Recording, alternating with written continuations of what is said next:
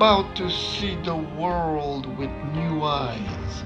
The veil of haze and fog will be lifted, and you will behold the flat earth like never before. But before that, let me show you how I got here, because it's been quite a journey. Back in January 2016, I clicked on my first Flat Earth YouTube video out of curiosity, and I was hooked.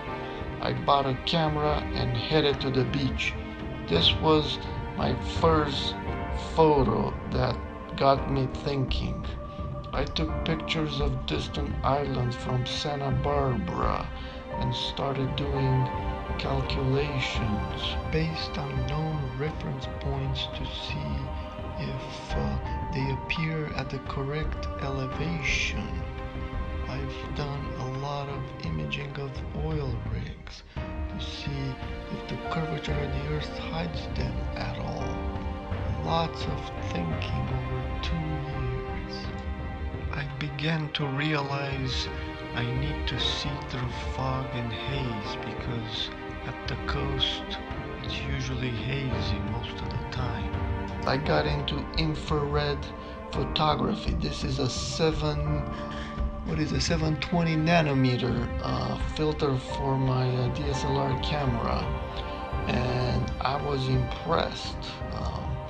It seemed to work better than visible. I even headed out to different places to explore the flat earth. This was Salton Sea in California. The water was very calm and I could see very far. Then I went up north on a trip and I was in Idaho. And this is Lake Pandoray. And I was able to see a boat way in the distance. Slowly I began to realize that there is something to this flat earth movement. This is Lake Tahoe here, 18 miles across the water, and I could see the casinos. This was highly fascinating, but the next experiment really got me thinking. I was flying from Buffalo, New York to Chicago early in the morning, and there was glare over Lake Erie, and I could see way in the distance. I was testing out the notion that the horizon rises to eye level, and using a app on my phone that takes advantage of the inclinometers, I placed the crosshairs down at about negative 3.3 degrees, which is where the horizon should be from that high up in the air, yet I could clearly see the lake. This was really something else. I really got hooked on this flat earth. I set out to prove to myself that it's refraction. Refraction must be what is causing this flat earth phenomena. I started studying the mirage over water, and the closer I looked at it, the more disturbed and perplexed I got. Light seemed to be bending upwards, not downwards. Initially I thought the reflection is off the surface, but the surface is rough. It can be off the surface. Then I started reading different papers and I realized there's a evaporative boundary layer. I began to realize that the shallower the observational angle is to the surface, the more prone it is to refraction in the evaporative boundary layer. Beyond a certain critical angle, there is a lot of bending of the light rays. That's why when the flat earth researcher looks out in the distance, the angle becomes shallower. Based on this new insight, I decided I need to sight objects over land and really tall objects like mountains, so the angle is somewhat steeper and I can minimize atmospheric refraction. And to see as far as possible, I started using infrared, which can pierce the fog and the haze. Now have a look at these videos. Like we're just there in Malibu. Let's see what we can see here.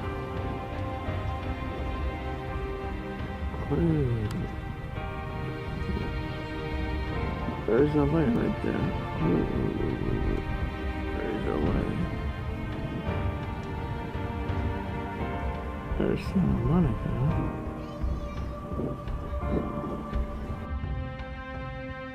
Now have a look at the invisible world. It's a gorgeous day. I'm gonna go walking on this trail right here.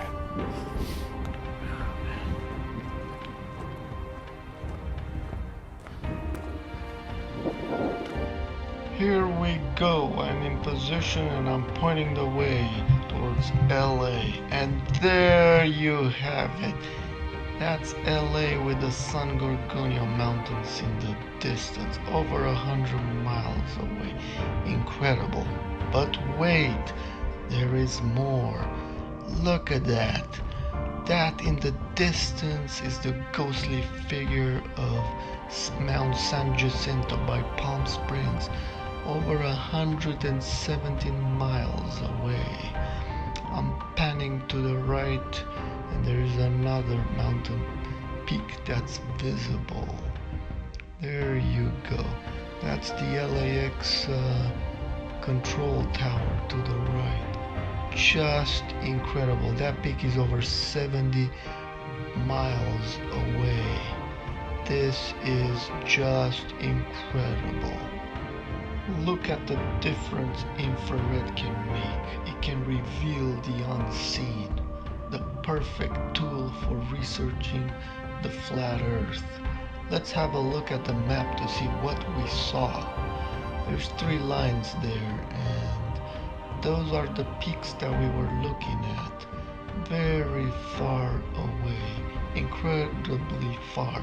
But I wasn't pleased with the resolution, so I embarked on another project, a high-resolution imaging project.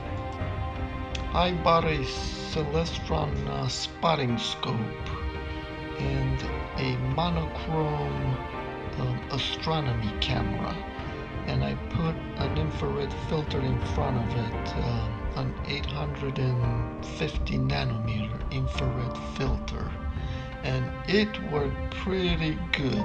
Have a look at this.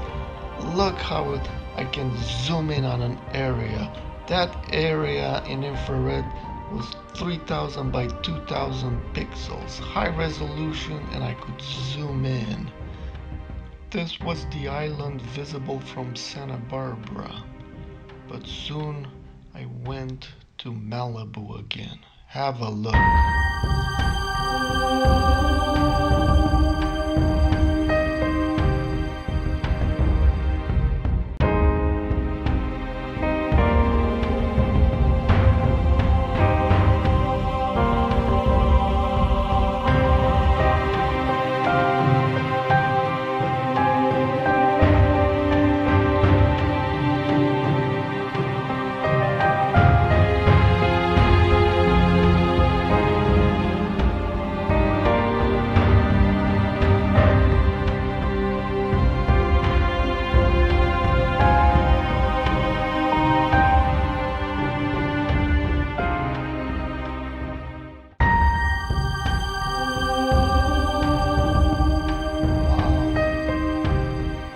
Wow, just look at that.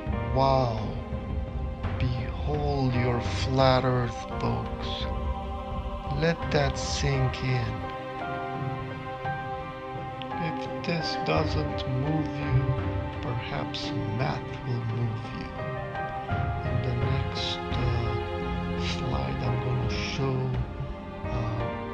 a scale. I finally had the resolution I needed, and I could create a scale based on one of the buildings in the foreground.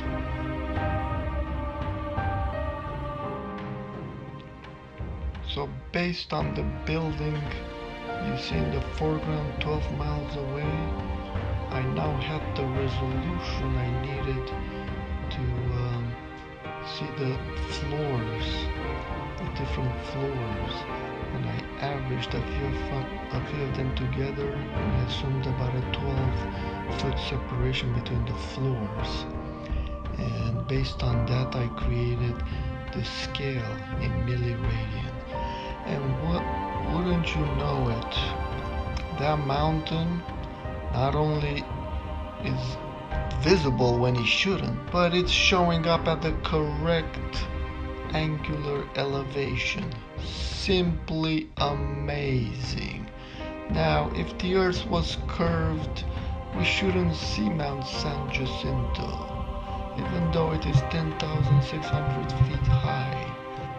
The shoreline and the hills on the other side of the bay should be hiding it in entirety.